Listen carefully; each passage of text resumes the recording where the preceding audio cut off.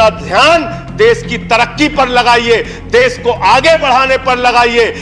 बेटी बेटी होती है, हिंदू की हो, मुसलमान की हो, सिख की हो, ईसाई की हो, उसकी इज्जत के साथ खिलवाड़ मत कीजिए, गुंडागर्दी मत कीजिए।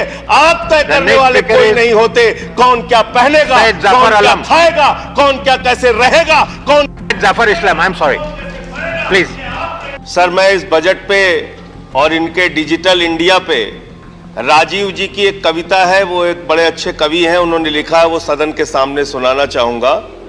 खाओ डिजिटल, गाओ डिजिटल, देश का बैंड बजाओ डिजिटल, रुपया डिजिटल, बैंक भी डिजिटल और सेना का टैंक भी डिजिटल। बच्चे पाए डिजिटल शिक्षा और फिर मांगे डिजिटल भिक्षा। बच्चे पाए डिजिटल शिक्षा और फिर मांगे डिजिटल भिक्षा। डिजिटल डॉक्टर, डिजिटल गोली, डिजिटल ईद और डिजिटल होली, डिजिटल सड़क पर डिजिटल कार, डिजिटल संसद और सरकार, डिजिटल खेत में करो किसानी, डिजिटल खाद और डिजिटल पानी, डिजिटल दूध और डिजिटल गाय, डिजिटल चीनी, डिजिटल चाय, भर के खाओ डिजिटल रोटी और फिर कर दो डिजिटल पोटी। ये इस बजट के बारे में एक कवि की प्रतिक्रिया है मान्यवर।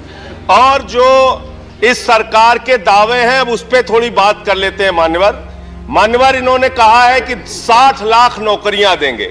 मैं पूछना चाहता हूं, आपने तो स्वयं स्वीकार कर लिया, पहले तो आप 2-2 करोड़ करके लोगों को मूर्ख बनाते रहे और अब आप खुद स्वीकार कर रहे हैं कि 2 करोड़ आपके बस की नहीं है। अब आप 60 लाख नौकरियां देने की बात कह रहे हैं। और आप नौकरियां कैसे दे रहे हैं नौजवानों को मान्यवर? 35,000 रेलवे भर्ती के लिए 1 करोड़ नौजवानों ने उसमें फॉर्म भरा और उसके बाद जब उसका परिणाम आता है उसमें घोटाला और गड़बड़ी की जाती है। जब वो नौजवान सड़क पर नौकरी मांगने के लिए निकलते हैं उनको लाठियों से पिटवाया जाता है प्रयागराज में, उनको पटना में लाठियों से पिटवाया जाता है, घर में घुस के लाठियों से पीट पीट के आप नौकरी दे रहे हैं, आंसू गैस के गोले छोड़ छोड़ के आप नौकरी दे रहे हैं। आप कर्मचारियों की बात इस बजट में कर लीजिए मान्यवर। जब कर्मचारियों की चर्चा होती है, पूरे देश के कर्मचारियों की एक ही मांग है, पुरानी पेंशन की बहाली की जाए, पुरानी पेंशन की बहाली की जाए। 40 दिन कोई सांसद और विधायक रह लेता है, पूरे जीवन भर उसको पेंशन मिलती है। 40 साल कोई कर्मचारी नौकरी करता है, उसकी पेंशन आपने खत्म कर दी। पेंशन तो छोड़िए, टैक्स के राहत की उम्मीद थी कर्मचारियों को, आपने इस बजट में वो भी नहीं दिया। इसके साथ साथ मान्यवर आपने इस बजट में किया क्या है?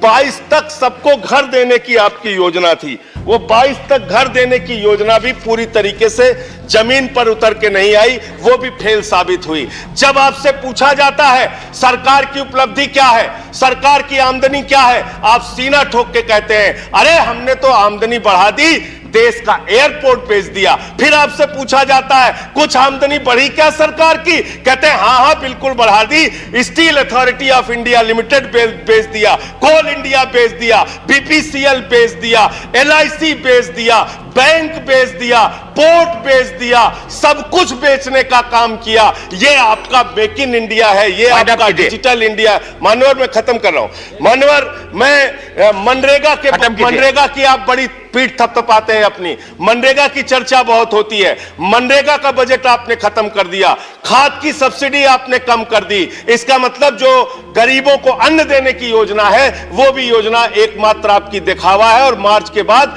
गरीबों को अनाज हिंदुस्तान में मिलना बंद हो जाएगा। अंत में आपके माध्यम से एक ही इस सरकार से अनुरोध करना चाहूंगा कि अपना ध्यान देश की तरक्की पर लगाइए, देश को आगे बढ़ाने पर लगाइए। बेटी बेटी होती है, हिंदू की हो, मुसलमान की हो, सिख की हो, ईसाई की हो, उसकी इज्जत के साथ खिलवाड़ मत कीजिए, गुंडागर्दी मत कीजिए। आप तय करने वाले कोई नहीं होते कौन क्या पहनेगा, कौन क्या खाएगा, कौन क्या कैसे रहेगा, कौन। Jafar Islam, I am sorry, please.